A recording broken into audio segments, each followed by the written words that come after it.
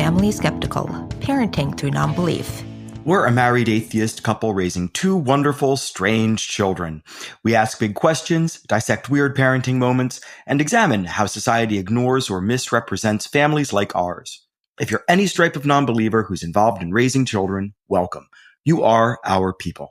Our kids have heard all our swears, but yours might not have, so be thoughtful if there are young people listening with you. Happy post-Thanksgiving, moms. Yeah, this is the first time we've recorded since the election. True. And since our trip for Thanksgiving, we did like a almost 7-hour drive back from seeing my family. And I don't know, I'm exhausted. Yeah, unplugging from the election, actually, unplugging from national news is something that a lot of people seem to have done, to the extent that some outlets are like setting their hair on fire about this is the death of corporate media, when in point of fact, most people are just burnt out and they're sort of like gathering their strength for the next 4 years. And I think that it's really funny is that's all it took was a little break for mental health for everybody to think that an entire media structure is collapsing under its own weight or due to, being rendered invalid by somebody winning an election cycle. We live in a strange time in which the people that sell us information feel entitled to our attention. And I think that going into this holiday season, if anything, I think we should continue what we did collectively, or I would say in great numbers over Thanksgiving, which is just unplug. Because ultimately, like if you are politically anywhere close to where we are, then you have concerns about the world at large, ecology and economics and human rights. And one, you're not, if you don't have the energy to muster some sort of defense in the form of either like keeping up with news and donating or marching or volunteering your time, or maybe running for public office, or, starting some sort of campaign against some sort of, socio-political ill. Since all of that requires energy, and since the people that are going to be affected negatively over the next couple of years require your energy, I think it behooves us to just continue to maybe take a step back, to pay attention just enough, because ultimately the election is done. Your causes are still going to be sending you fundraising emails, the ones you haven't had stop already. And you can stay plugged in a cursory fashion, but giving yourself that grace of time to sort of like shore up your own psychic defenses. I don't know, like I feel refreshed. I know that some people don't, but I don't feel beaten down at all. In fact, this drive is a lot easier than the drive would have been had we been at our previous home. That's true. So I am physically refreshed, but I'm also sort of like mentally refreshed. Well, I am sorry, not. I know, I'm sorry. I can't speak for both of us. And therefore, I am very glad that we actually do not have to record for a long time, because we have an amazing interview to share with you. But before we get to that, I wanted to tell one story from the trip. The trip. It was a good trip. It was a really good trip. The boys were amazing. Rita and Go were just troopers and amazingly stoic as needed and very loving. Got so many pictures of them like hugging each other on sofas. And it was very, in a sense, idyllic. Yeah. But on the way out, we were driving. And in the last episode, we talked about, what we would tell the kids if we were someplace where our lack of belief might cause some blowback for them. Yeah. And I was just curious. So I asked them on the drive how they would want to handle the situation. Mm-hmm. And I thought it was interesting because Reader said he wouldn't want to lie, mm-hmm. but his reason is that he was scared people would ask more questions that he couldn't answer. Mm-hmm. And he understood that would create just more blowback. Like if he lied and then it was clear he was lying, that would have been worse than telling the truth in the first place. Mm. And so he's like, I'd rather not have the stress of keeping up the lie or not lying well. Mm-hmm. And so I would just tell people, which I thought was very pragmatic. Yes. And very admirable. And brave. And brave and also just speaks to how hard this is for families. Yeah. Because even if you choose to go kind of under the radar, that's not necessarily the easiest thing. Yeah. I take it as a challenge that I have to train him to speak their language well enough. That he lacks the confidence to lie now. So I have to give him the confidence to lie. So he can survive in a theocratic police state that's coming. Well, if anybody's going to teach him, it should be me. Why? Have I told you this? Like, I was such a good liar, I stopped lying because I felt like it was just like an unhealthy thing to do. Okay. I was like, I can do this incredibly well, but this is like not how I want to exist in the world. That's great, but I don't know if you speak their lingo. This is true. Though, like the fun thing for me, and this makes my parenting sound incredibly sad, but like Reader wanted to talk to me so much this trip. It is so rare that Reader has something to say to me. And there were like things. Maybe if you lied more, he would care. Yeah. But he wanted, I got him to talk about Squid Game because he started watching Squid Game. Yeah, God help us. And then somehow we got on the topic of like what you do if you see a famous person. And if you go up and say hello, or like, do you ask for an autograph? And he like engaged and let me babble on for like 30 minutes and actually seemed pleased to be having the conversation with me. Or he was just bored.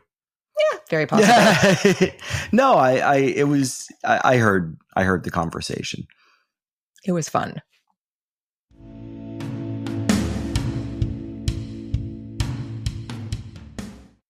We had the pleasure of speaking with Paul Golin, who is the executive director of the Society for Humanistic Judaism.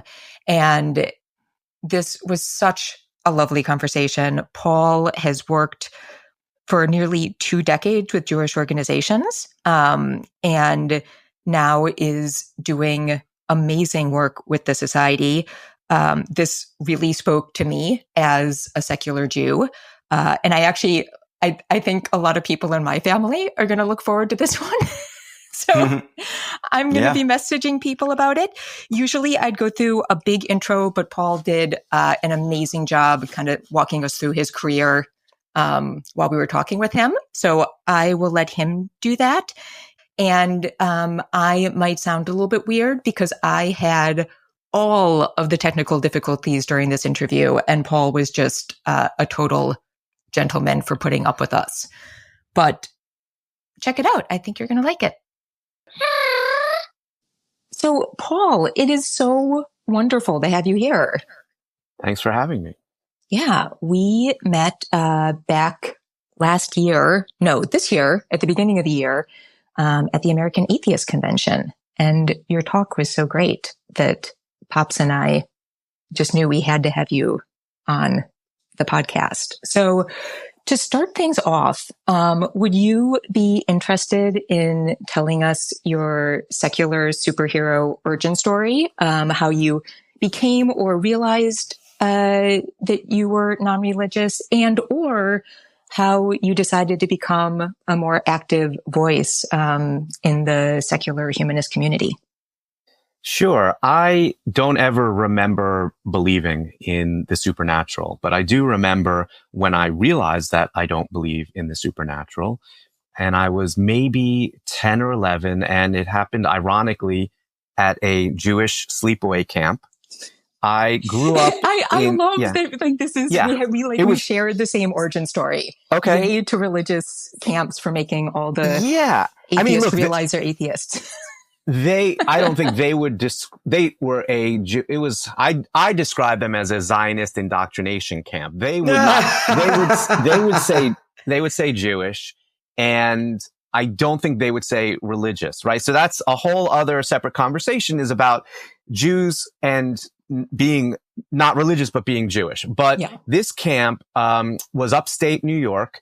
And unlike where I grew up on Staten Island, New York, where there's so much light pollution, upstate New York, I got to see the full sky, the stars. And at the same time, I was into science and science fiction. I was learning about the size of the universe and time and all of these big ideas. And it was not jibing with what I was learning every week in Hebrew school. And I had nobody to talk to about that. And I was having what I now realize were probably panic attacks, where I would be thinking about, at night alone, thinking about infinity and death and, nothingness, all of these big concepts. And I had nobody to discuss it with. And then when I come back and resume Hebrew school 3 times a week, because it was conservative synagogue, I just knew I couldn't bring this up. I couldn't talk to the rabbi about not believing in God. There was no conversation at that time. I think it happens more today. This is, the late 70s, early 80s. It was just presumed that this is what Jews believe.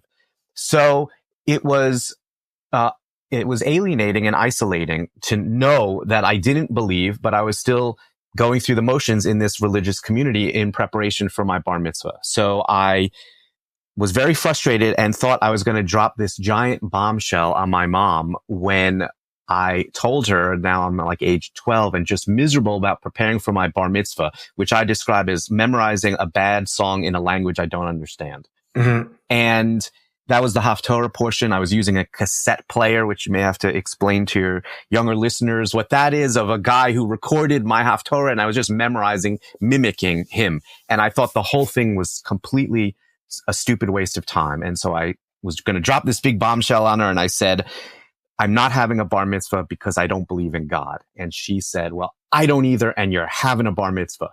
And I had to stop and think about, why does she care? Why are we doing this? And more importantly, why is she a Jewish communal professional? Because she had spent her entire career working at the Jewish community centers. If she also didn't believe in God, and I knew the answer without really having to talk about it, because she was born in Berlin after World War II in a displaced persons camp, because her parents had survived the war, had lost everybody else in their families, and we were cultural Jews. We were not religious Jews. And inherently I knew that, but there had been no conversation about it.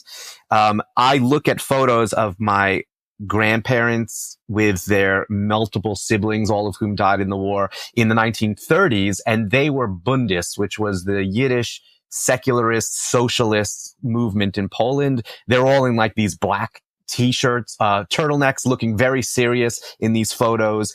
None of them looked religious. None of them men had beards, right? None of the indicators of Jewish religion in those photos in the 30s. So I feel like I'm at least 3rd generation Jewish atheist, but the connection to being Jewish is still very powerful for me.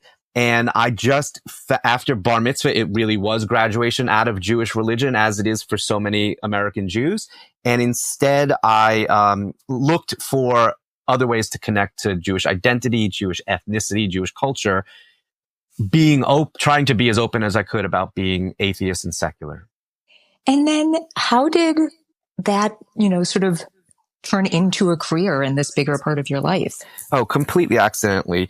I had worked in TV here in New York. I was a complete peon at HBO Studio Productions, but it was cool because I got some famous people sandwiches in between, takes and stuff like that. And it was exciting. And I went from there to a multimedia company and we were making CD-ROM games, which should put a date on when this was.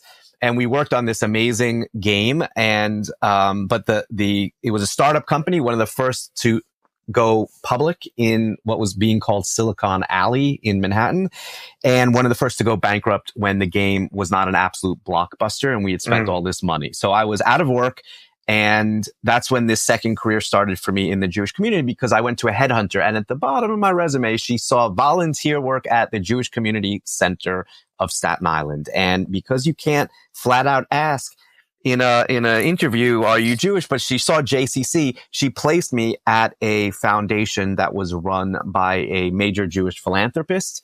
That wasn't quite the right fit, but I learned a lot. And after a year and a half, I learned of an organization that was helping the Jewish community better engage interfaith families.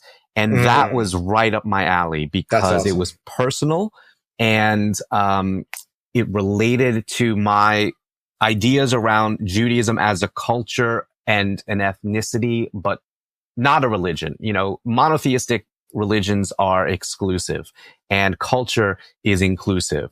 You can do as much culture as you want.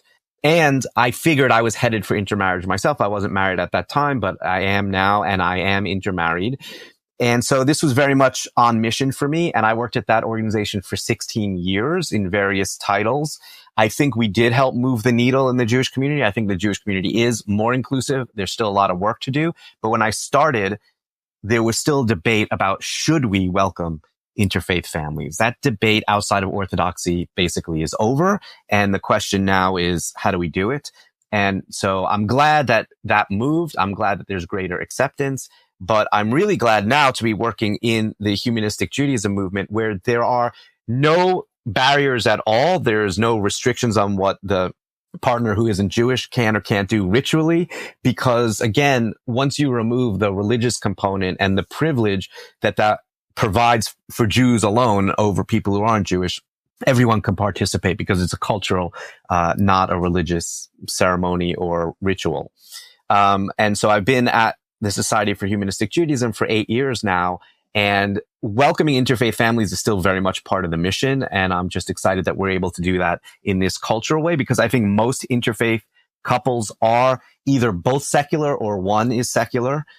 Generally, if it's one that's secular, the other gets to decide what the religion is, but not always, because I know lots of couples where it is the Jewish partner that is completely secular, and the other partner who does have a religion is the one who says, we have to raise our kids with some religion.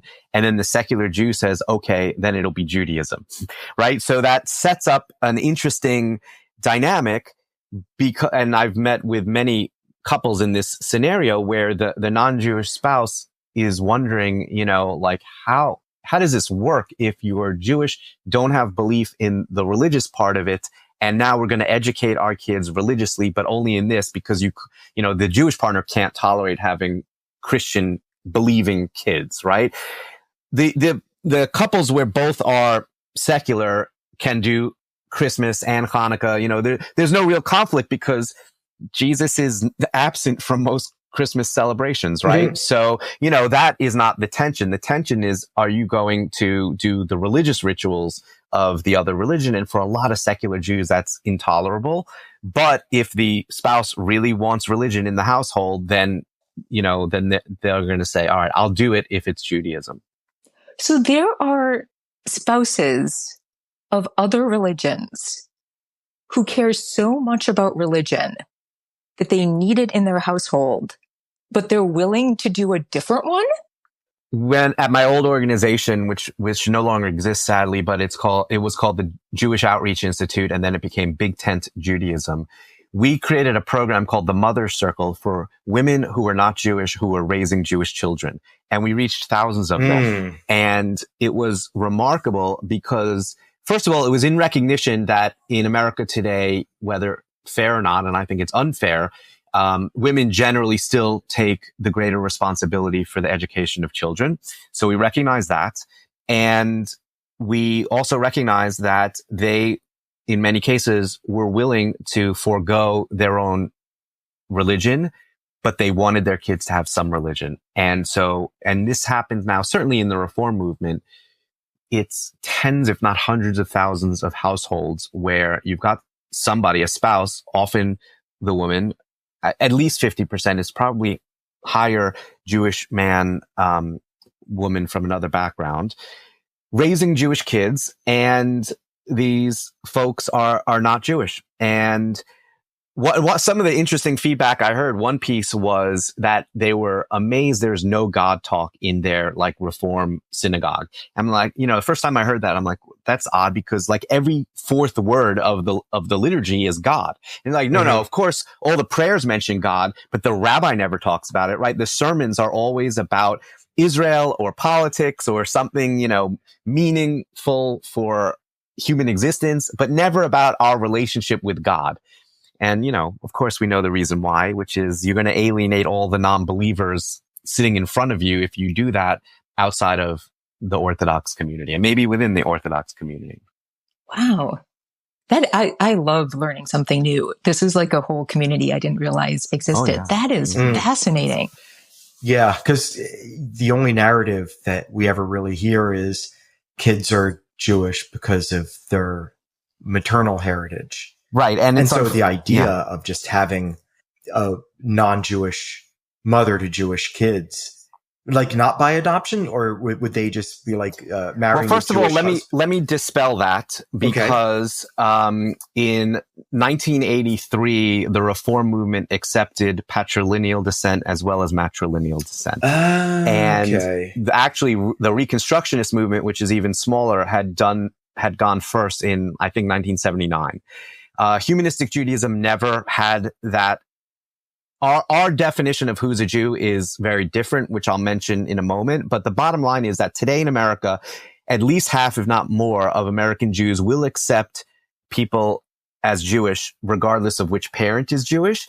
And I think many Jews would agree with the definition that secular humanistic Judaism established in 1988 formally. It's on our website. If you go to shj.org/who, WHO, anybody who says they're Jewish and connects sincerely to Jewish culture, history, community, even religion, for us, we're not gonna police who says they're Jewish by asking for your papers. If you say you're Jewish, that's great. We actually have an adoption program, which is our version of conversion for people who want some kind of formal recognition of it. But we always tell them, if you say you're Jewish, we accept you as Jewish. And then if you do want some kind of formal certificate, we're happy to send it to you. It's generally accepted by the Reform and Reconstructionist movement. Maybe not everywhere in the conservative movement, certainly not accepted by the Orthodox movement. I've heard mixed results about people trying to use that certificate to become a citizen of Israel. But the point is, for us, it's about self-identification. Okay. And we don't want to get into the whole who's a Jew debate. But yes, many people walk around, and I've met folks who've said, when I tell them what I do for work, they're like, well, I'm not really Jewish because it's my dad who's Jewish. And I hate hearing that. I'm like, if you want to be Jewish, you are. Just own it, just say it. And, like in Israel, you can become a citizen of Israel if one of your grandparents is Jewish. They haven't abolished that yet. There's some talk about doing that. But still to this day, it's 1/4 on either side, right? Because that was the criteria that Hitler was using. So when they set it up as a safe haven, they wanted to use the same criteria. And yet, if you, it is still very complicated because the Orthodox run religion in Israel. If you, like, let's say you come there there was a huge wave of Russians who came to Israel. Many fought in the Israeli Defense Forces. Some were killed. If their mother wasn't Jewish, they couldn't be buried in a Jewish cemetery. Even though they had become citizens, they, fought and died on behalf of the Jewish state, and yet that religious piece. So we don't get caught up in any of that. If people are Jewish, say you're Jewish. And then, of course, the other pushback is, well, what if they say they're Jewish, but they still believe in Jesus, right? Again, people always want to find the extreme, rare examples, but it does happen. And if someone tells me that, they're Jewish, but they believe in Jesus, I just say, well, how does that work for you? Right? Like tell me more. And what I've heard was, I'm Jewish ethnically or I'm Jewish culturally, but I believe, right? So the religious belief is from another religion, but the cultural and ethnic identity is from Judaism. Whatever works for you. The origin of Judaism is tribalism, right? People still say, are you a member of the tribe? Jokingly, about being Jewish. But I don't find it particularly funny, because tribalism in its rawest form, I find, is something that humanity kind of needs to get past, because I'm a universalist. So I think that in many places, tribalism was superseded by nationalism. I don't think nationalism is such a great thing. Certainly, not in the US the way it's being expressed these days. And I would love to see us I'm one of those globalists that they're warning you about. There's Jewish globalist is kind of a code word for Jews. And there's a reason why. It's because Jews are a global people, and we see the benefit in getting past the xenophobia and ethnocentrism that's been pretty much, it has kept us as a Jewish community for a long time, but it's been weaponized against us for a long time too. And I, as somebody who is interfaith, I guess, even though my wife is secular, I'm intermarried, I'm interracially married, I'm internationally married. I don't want to have to abide by anybody else's borders. So we've talked about it enough, and I know you probably do this all the time, but for those people who don't know, what is Humanistic Judaism? And can you tell us a little bit more about what the Society for Humanistic Judaism is doing? Sure. Well, as I said, by age 10 or 11, I knew I didn't believe in God. I came to recognize I'm still Jewish, had to figure out what that means. And I wish I had known at that time that there was a group out in suburban Detroit and a couple of other communities, but nowhere near me, that were practicing Judaism without God. And so Humanistic Judaism was founded in the mid-60s by a Reform rabbi named Sherwin Wine, who came out as atheist publicly. He didn't call himself atheist, but he was labeled atheist by Time magazine, which did a little blurb on him and called him the atheist rabbi. And he got a little bit of notoriety. He got kicked out of his rabbinic association for a couple of years, not because he was necessarily saying something that his colleagues didn't believe, but just that they didn't want him to say it openly, because he was kind of spoiling the gig for them. At that time, most Reform rabbis were not theistic. I think that's changed. I think Reform movement has actually become more religious over the past couple of decades. But he did not want to keep saying words that he didn't believe. He felt that words are an expression of your authenticity, and that the Jewish liturgy was not authentic to what he believed. So he rewrote, and this was the one real innovation in our movement, he rewrote Jewish liturgy to remove God and the supernatural and replace it with humanism. Now, I had never heard the word humanism till well into adulthood.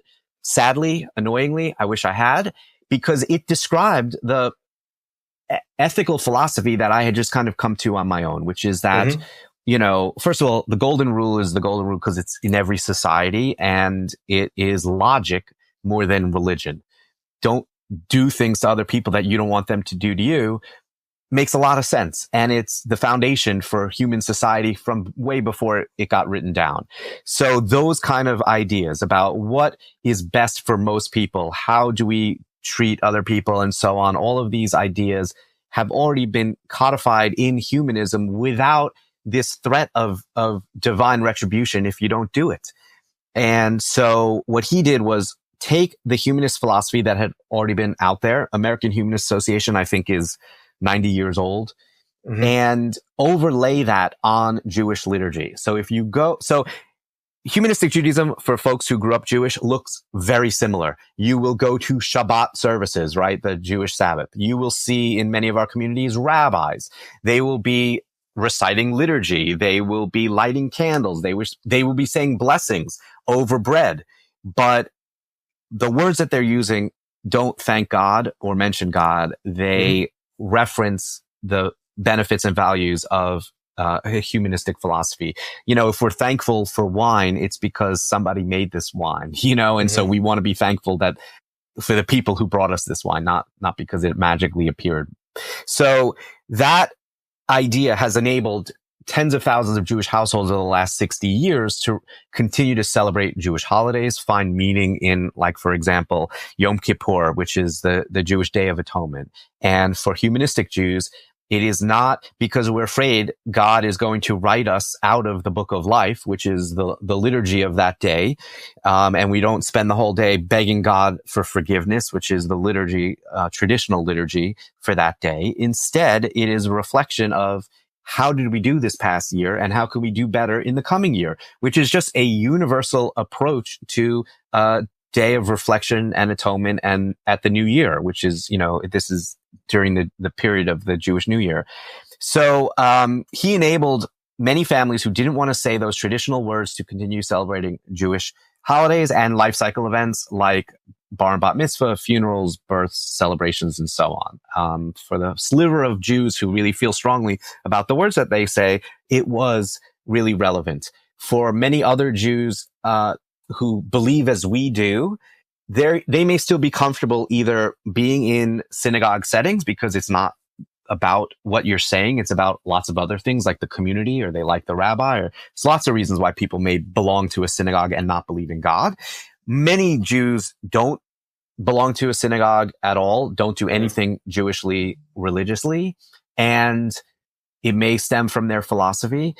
And we'd like to reach them and say that you don't have to throw it all away. There may be a benefit to being part of a community where you can speak openly about what you do believe and what your values are, and still kind of celebrate your heritage and tradition in a more, what I would argue, a more honest way. Certainly more honest for people like me who don't believe in the God of the Bible, certainly, or I don't believe in any other man-made ideas around God. And then as far as what the society does, we are the umbrella organization for about 33 communities or congregations that we were organized in the 70s and 80s as a congregational denomination. It was working well at that time. It doesn't work as well anymore because people don't want to join. Certainly not the people we're trying to reach. They don't want to join at an annual membership as much as they used to. But I would argue that it's been demonstrated that there's a value in being part of a community beyond just your family and friends. And that's the argument we need to make. And I try to make with the way that we're organized. And at the same time, we're creating parallel tracks for people to get involved who may not want to join a congregation, but want to be involved in humanistic Judaism in other ways. So we have a social justice initiative. We do life cycle events directly, like we have a cultural bar mitzvah program for folks who want their kids to have a bar mitzvah, but don't want to be involved in in-person community necessarily. So it's like remote learning, and we can set people up with tutors for that and so on. So we're looking for ways to kind of innovate beyond just the congregational model, while at the same time continuing to offer and strengthen that model for folks for whom it still works. Yeah, I find that really interesting because one of the big justifiable criticisms of deconversion from any sort of organized religion is that religion, whether or not it's true, offers community. And there's a lot of support through that community. And that's one of the big things that keeps people in religion, is that idea of losing that community feels like it's too much to bear. And so I think it's really cool that your organization is seeking to not even sidestep, but more like embrace head on that need by making something that is very specific to a subset of secular culture that allows for sort of the best of both worlds. I'm jealous. That's really cool. Thank you. Well, I think that it is, hopefully there'll be a growing recognition, but I think that it's challenging to be in community with people, and we shouldn't downplay that. And we shouldn't say it's so easy. And I would never say just walk through our doors one time and all of a sudden you will feel like you have your community, because that very rarely happens. Mm-hmm. And I think it is a kind of false advertising that leads people to try things once or twice and then not feel embraced and leave. And so on our side of things, I work with our communities to make sure that they actually do welcome newcomers in the ways that newcomers need to be welcomed. And this is across the board. So in my previous organization, when we were working across denominations, I worked on these issues of how do you actually welcome people? How do you make them feel comfortable the first time they walk through your doors? Because the Jewish community is notoriously awful about that, right? It is cliquish. It is, like you will be, I've done this many times, certainly through my work at my previous organization. I walk through the doors of an organization. Like, let's say the Shabbat service ends and there's a tradition to go, it's called Oneg Shabbat, and there's like cookies and, the challah, and you go into another room and you have snacks or whatever. And you, as a newcomer, you walk into that room, people turn, they see that they don't know who you are, and then they turn back to the conversation that they were in, right? Geez. And it happens all the time. And so then the question is, whose responsibility is it, right? They're there to schmooze with their friends. So is it on them, or is it on me as a newcomer to have to break into somebody else's conversation to introduce myself? I think the answer is no in both cases. I think the answer is that community needs to find the folks who are going to volunteer to commit to go up and talk to any face that they don't recognize immediately. Like, and this is not for everybody, because there are tons of curmudgeons everywhere. So don't put your curmudgeon in charge of the welcoming committee. And I've seen that happen too. You want happy, outgoing people to commit to go talk to the people that they see who they don't recognize. These are, the regulars should be out there immediately welcoming and then introducing you as a newcomer. If that happens, which is the best case scenario, it still doesn't mean that all of a sudden you're like, oh, I found my place. That evolves over time. And so I would say to folks who are newcomers, give it a chance, give it some time, do it a few times, see if you can find the people that you connect with, because it's hard and it doesn't happen instantaneously. But I think what can happen instantaneously, and I've heard feedback where this does, is for people to say, I've never been to a bar mitzvah like this, and I wish I had known about it for my own kids, right? Because they're, for the first time after going to tons of bar mitzvahs, they are at one where they don't feel like they have to read something into the words, where they can just accept the words as written, right? I spent my entire childhood trying to make the word God mean something else, right? And I get it. It's this kind of mental gymnastics. So, okay, God is going to mean everything good in the world, or God is going to mean all that I love, my friends and family, and that's the thing that I'm going to wish for, and so on. I don't want to have to do that kind of mental gymnastics, and we don't make people do that. The words that, whether it's poetry, whether it's actual quotes from great people who have said amazingly smart things. When I go to some of the services in our movement, like the high holidays, I'm inspired by the words, and I don't have to make them mean something that they weren't intended to mean. They mean what they actually say. And that's kind of exciting for people who are experiencing it for the first time. But again, it doesn't mean that all of a sudden you're being embraced by these whole new set of friends, right? That takes time.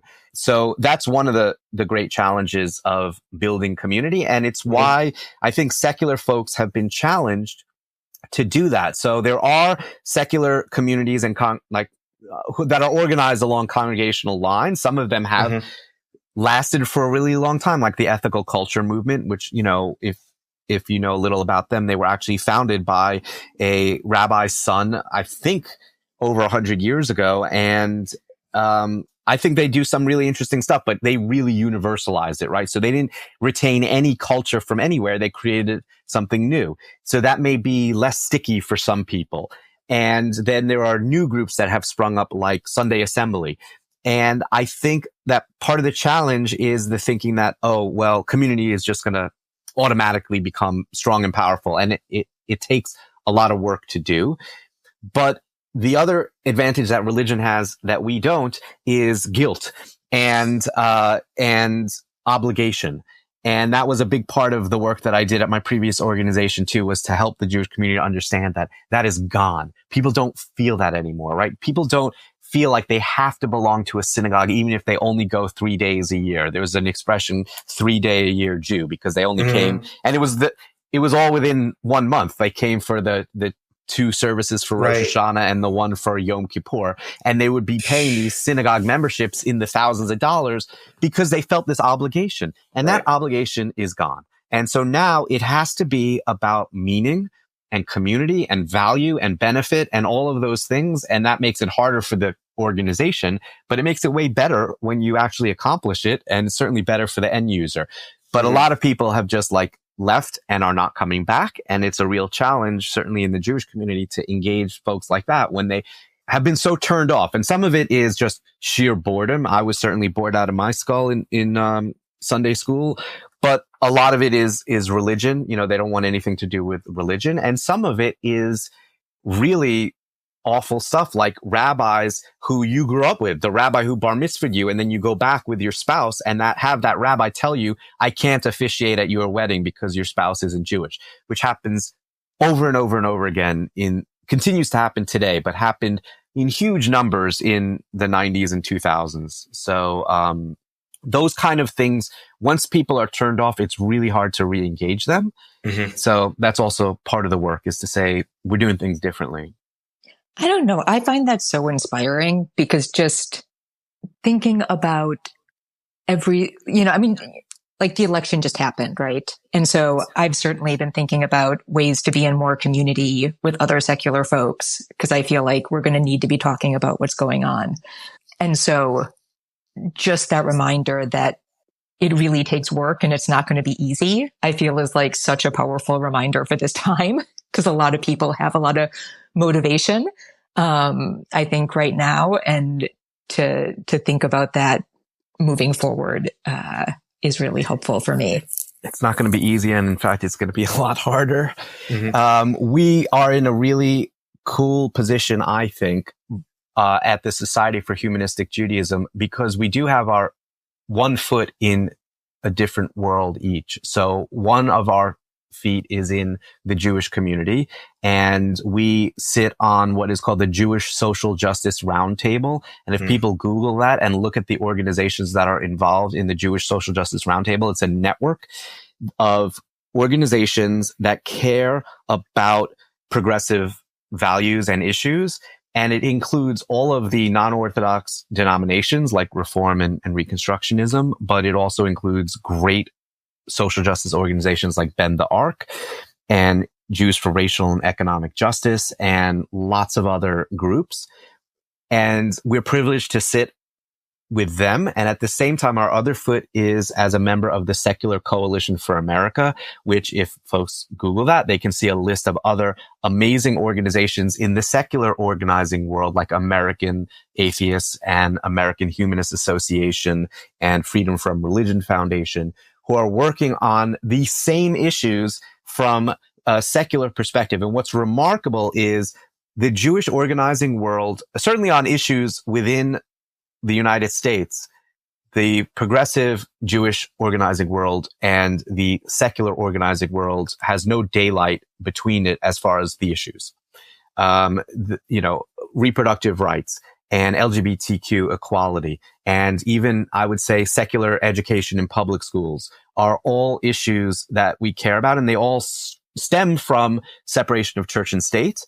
We at SHJ, the reason why we're on these tables is because we have a social justice initiative called Jews for a Secular Democracy that brings Jewish perspectives, and it's pluralistic. So we will work with religious Jews as well as secular Jews to bring our different perspectives to these issues, to demonstrate that this, what is now in great political power right now, which is white Christian nationalism, and it's discriminatory toward Jews, religious and secular Jews, by imposing their version of Christianity on the rest of us. And I say their version because there are also great groups like Catholics for Choice and Christians Against Christian Nationalism, who will readily point out how theirs is not really the universal understanding of Christianity. So yeah, finding like-minded people to be in community is more important than ever when there is going to be a lot more oppression in this country for people who aren't white male Christian nationalists. The silver lining of that is that they are so exclusionary in their approach that it kind of makes it even easier to find allies, right? Like people, like groups that 10, 20 years ago you wouldn't think would be such easy allies to make, now seem to be. And that's just from my lay perspective in talking to people online, like people that with whom I have a fundamental disagreement with this or that social issue, nonetheless will agree that, the way forward is not to like white Christian wash the entire country. Right. Because that flies in the face of one of the things that makes the country great. And that diversity of thought can't go away, because that's a hallmark of not only our political system, but our public education system, and it needs to be preserved. And I don't know, like because Rabbi Wein keeps coming up, and one of the things I wanted to ask you about is I increasingly find myself to be sort of agnostic, in that I find it increasingly difficult to put my finger on a definition of what a God could, should, would be. And it makes it very difficult for me without starting every conversation by deferring to my conversant about what their definition of God is, because that's what I would discuss, that I don't really have one of my own, because it seems so weird to think about and so outside of our abilities as human beings to even conceive of. And so I didn't know if, considering that Rabbi Wein started, as it were, the secular Jewish or the Jewish humanistic movement, do you have any thoughts on igtheism, agnosticism? Yeah, I think it's a clever spin, but it hasn't been adopted widely enough for me to actually use it. But I think it brings up a really important point, which is the words themselves, if they have different meanings to different people, need to be defined before you're in conversation. Otherwise, you could just be talking over each other's heads. So when I present, and I haven't yet, and I did use the word atheist, and I should have, I want to define what that means. And when I say I'm atheist, it means I don't believe in the God of the Bible, which is a written, described God, or any other God that human civilizations have worshipped, right? I don't believe in any of those as truth. As far as what else might exist in the universe, I'm agnostic, because I don't know, but I don't think anyone else does either. And I believe the only way humanity is ever going to find out is through the scientific method, and not by digging through ancient texts of our ancestors. I don't think they knew. I don't think we know. I do think that there is a path to increased knowledge, and I think it's through the scientific method and using the best of human brain power, including emotions and sensibilities, and even spirituality, which is a word that I'm not afraid to use, again, as long as I can define it as chemical reactions in my body. Like, I don't think spirituality is something that's happening to me from outside of me. Like if I'm listening to great music, that music is happening outside of me, but the feelings I'm getting are all happening inside of me. They will end when I end, which is very sad to me, but that's the way I think it is. And I can do something with that. That could inspire me to do something, and that is all good. But the other thing I wanted to point out is that I'm not trying to deconvert anybody. That's not my mission. I appreciate that is some people's missions. And I find that people are often surprised, because I find people to be almost defensive in the face of conversations with atheists who are, people who are religious. And I don't know whether that is because people have been in their face about it or what. But what I want is to be able to express my beliefs as comfortably and freely as they feel they can express their beliefs. And they don't seem to recognize, and I think it's hard for people in America to recognize how privileged religious people are, even religious minorities, in the way that they can freely talk about their beliefs until it becomes, I don't believe in any of that. And then suddenly that is beyond the pale. When I mentioned that our social justice initiative, Jews for a Secular Democracy, is pluralistic, that word pluralism, when I worked in the Jewish community before this position, and I was working at a pluralistic Jewish organization, and I went to many pluralistic events, what I found was that pluralism often in the Jewish community means from Orthodox all the way to like Reconstructionists. But if it's flat out secular and they want representation as secular people, I almost never saw that. In a few instances, I have seen where organizations, including like Hillel International, which is the big Jewish campus organization, I saw a couple of years ago, put out a graphic on Instagram with a blessing for some, I forgot what occasion. They did a theistic one and they did a humanistic one right after it. And I thought, this is inclusion, right? And I've seen that every so often. I feel like we've kind of gained some momentum in getting folks to recognize that you can do both, right? You expand your tent by acknowledging that we can provide language for folks who want to say it traditionally and language for folks who want to use something that doesn't reference the supernatural. And so that's been that part about widening the tent and including secular folks. That's why I'm sitting at the Jewish Social Justice Roundtable. And there have definitely been times where I feel like I'm the open atheist in the room, and they kind of like will say something that is just so common and comfortable to be said in Jewish, even liberal Jewish settings about God and so on. And then they'll kind of look over to me and throw something in that makes it more inclusive. And so that, which I appreciate. And I'm glad that I'm in the room, because if I wasn't, I don't think they would be thinking about it. But when we work together on social justice issues, we're able to ask for language that is inclusive. So for example, I get a lot of sign-on letters, and many of them begin with phrases like, as people of faith, comma, here's what we're asking for. And I asked them to simply say, as people of faith and conscience, comma, and they're more than happy to add that. Nobody of faith objects to people of conscience.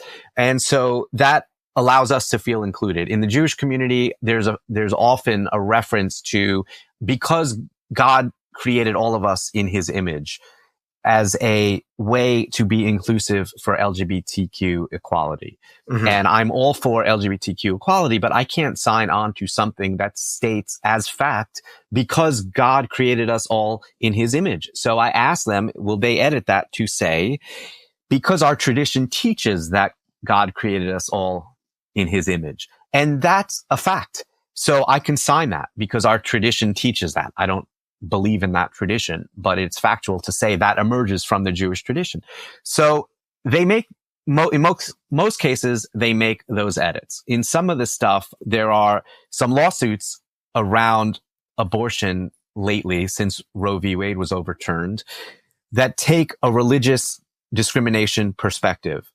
In other words, you're imposing one version of Christian understanding of when life begins on all of us other religions. And they get sign-ons from not just Jews, but Muslim and Hindu and so on. And they would, I requested in one particular case, can you include me as a humanist? And they didn't, and they wouldn't. And they felt like it would have hurt their case to include non-religious people in this case against one religion dominating the other.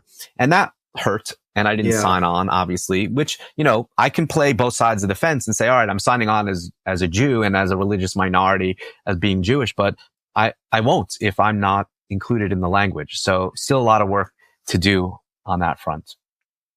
Oh, it's because that's something that we talk about a lot on our podcast, is the idea of not throwing the baby out with the bathwater. Like, we as secular folks, or maybe just me individually, increasingly I find myself not wanting to talk about how religion should not be. Like, I increasingly find myself less anti-theist, only because the problems that face our society, especially here in America, are so insidious and anti-humanist that I would rather ally with the people that are themselves humanists or humanist adjacent, such that we all can survive. And then there can be, again, a society where we can have these polite disagreements and discussion about, is your religion true, or what's the value of this religious belief, or that sort of thing. But I find myself wanting to shelve all of those discussions in favor of, oh, you believe in climate change? I believe in climate change. I don't care what religion you are. We got to do something about this together, because if that doesn't get addressed, then it doesn't matter who worships what God. We're all going to die. Right. And I take that latter approach because we are just not big enough as secular Americans to do it ourselves. No. And liberal religion isn't either. But it is a real tension, and I wish there was more conversation about it. And I wish I had more time to be in conversation with folks about how do we bridge between liberal religion and the non-religious, because I have found that the liberal religious folks are extremely defensive when I have talked to them about not being a believer. And I feel like part of it is because they understand us even more than the fundamentalists, right?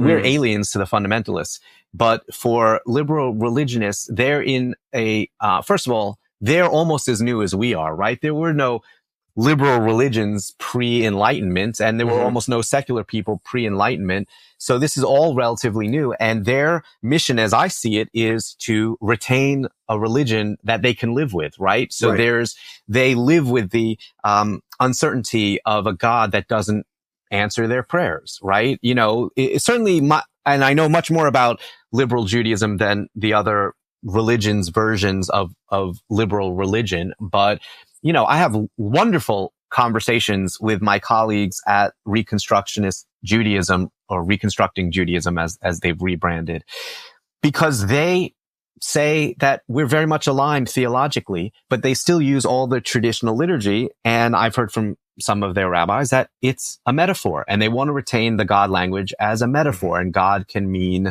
all the good in the world. I was just in a conversation about the book When Bad Things Happen to Good People by Rabbi Kushner, which was a blockbuster book, where my take on it is, my shorthand is, everything good in the world is God and everything bad is not. And sharpshooter fallacy. Yeah. And they're still, I think, first of all, none of us are engaging people the way fundamentalists do, because all of us are willing to live with a degree of uncertainty that fundamentalists don't have to acknowledge.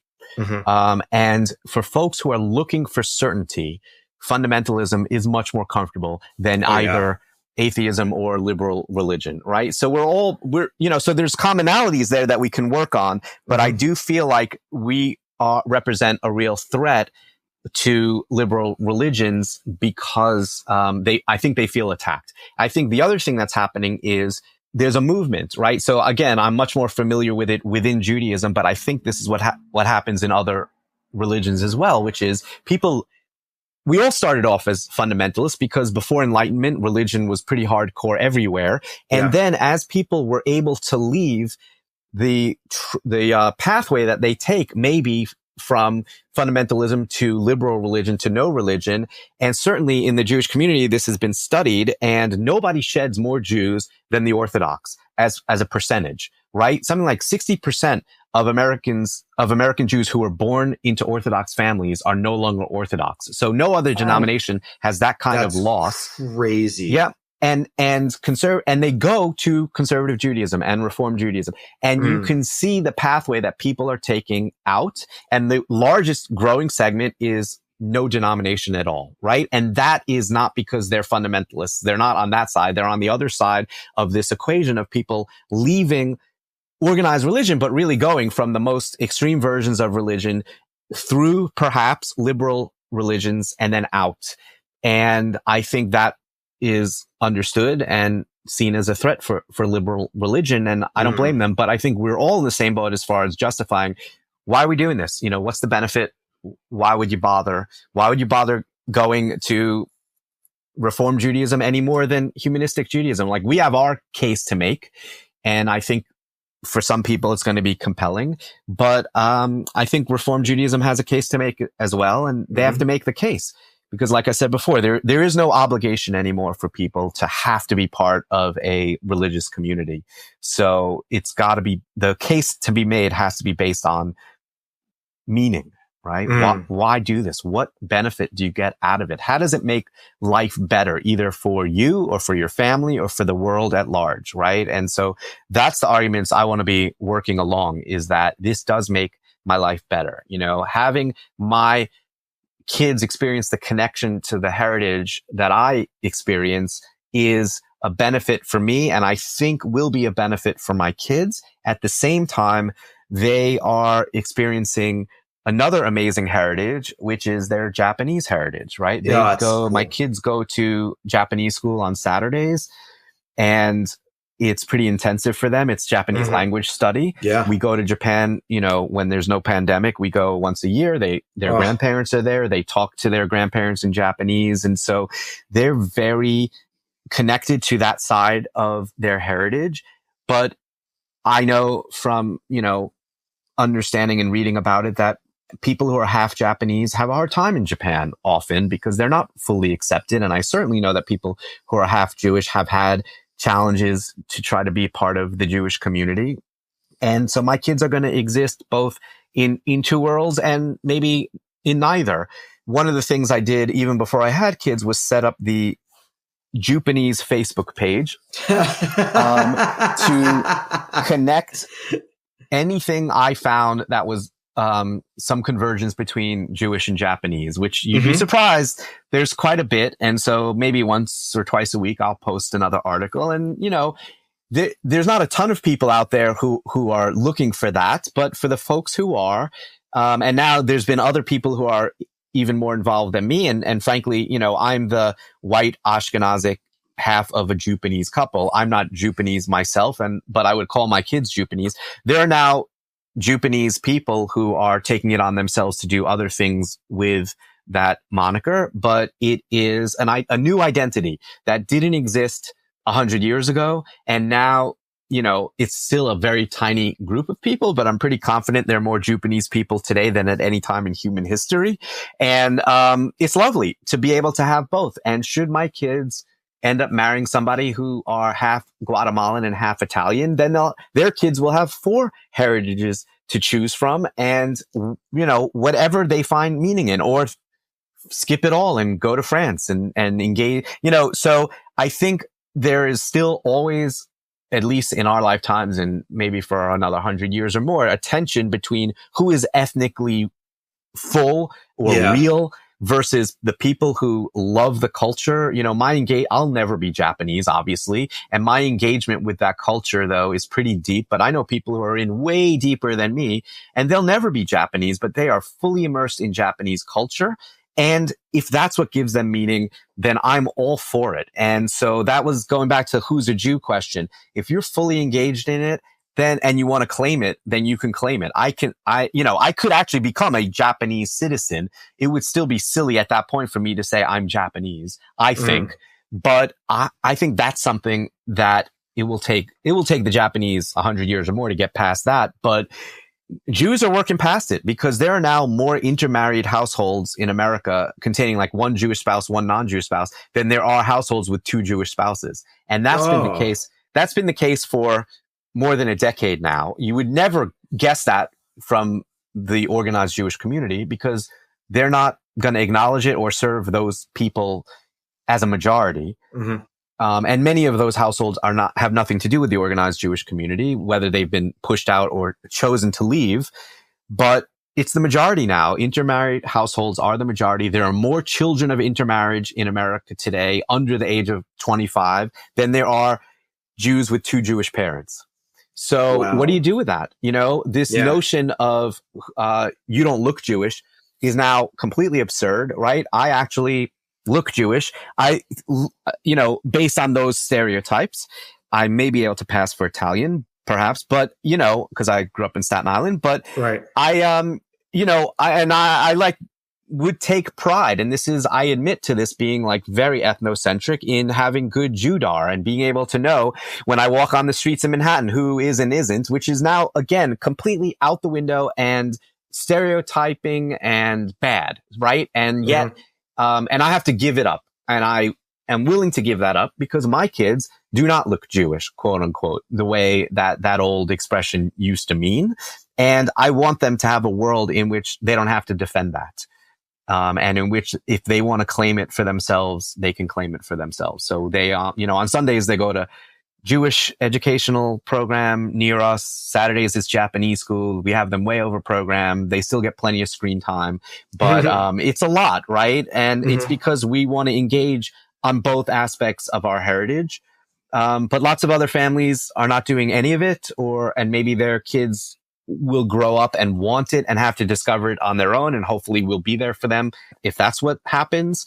But, that to me is what multiculturalism is about, and why we want to celebrate it and not get stuck in those kind of ethnocentric, here's how you stay Jewish. Just marry someone else who's Jewish. Then you don't have to do anything Jewish at all.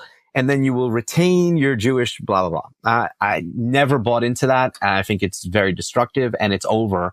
So now it's a question of, well, what does it mean? What does it mean to be Jewish and also celebrate Christmas with the other half of your family or Diwali or whatever else your other cultures are, and not have anyone tell you, well, that's going to quote unquote dilute your Judaism, because it doesn't. Thank you so much, Paul. Yay. So if people want to hear more from you, if they want to learn more about the work you're doing, what do they do? So definitely be in touch with me at shj.org. It's just my name, Paul Golin, at shj.org if you want to email me, or sign up for our free e-news on our website. We have a really lively discussion group on Facebook. If you search Humanistic Judaism Discussion on Facebook, we've got several thousand people talking about it, and it is very welcoming and inclusive, and lots of good answers there. If you have a question, please search the question first before you ask it, because the most common answer is search the group, because we've heard that question 100 times already. So, but it's a really good resource for folks. A lot of times it is people saying, I didn't even know this was an option, and I'm so glad to learn that this is, and to find my other people. And we do have a list of in-person communities at shj.org/find. If you're looking for in-person communities, we might be in your city, and get involved. We'd love to have you. All right. So that is it. We need to thank Jonathan Zalbin and First Frame Music for the music for this podcast. And here concludes this episode of The Family Skeptical, where nothing is sacred except for our kids.